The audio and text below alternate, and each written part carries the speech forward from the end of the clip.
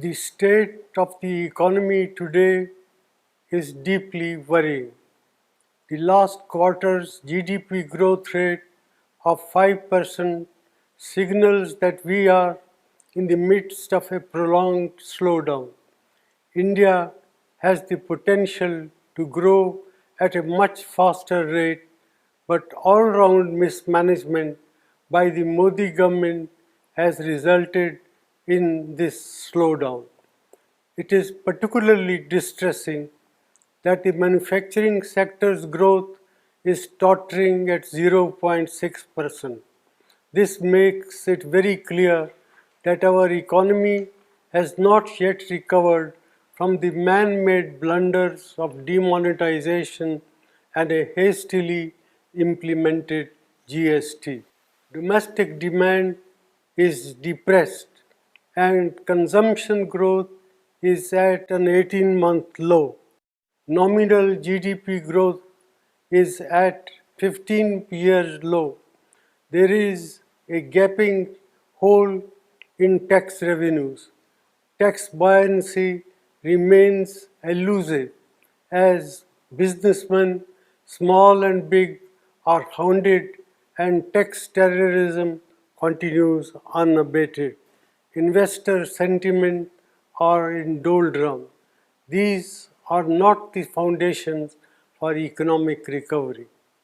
The Modi government's policies are resulted in massive jobless growth. More than 3.5 lakh jobs have been lost in the automobile sector alone.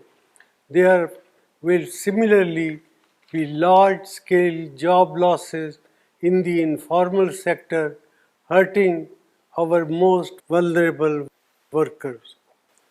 Rural India is in terrible shape. Our farmers are not receiving adequate prices and rural incomes have declined. The low inflation rate that the Modi government likes to showcase comes at the cost of our farmers and their income by inflicting misery on over 50% of India's population. Institutions are under attack and their autonomy is being eroded. The resilience of the Reserve Bank will be tested after its record transfer of rupees 1.76 lakh crore to the government, which claims that it does not have a plan on what it will do with this windfall. In addition, the credibility of India's data has come under question under this government. Budget announcements and rollbacks have shaken the confidence of international investors. India has not been able to increase the exports to take advantage of opportunities that have arisen in global trade due to geopolitical realignment. Such is the state of economic management under the Modi government.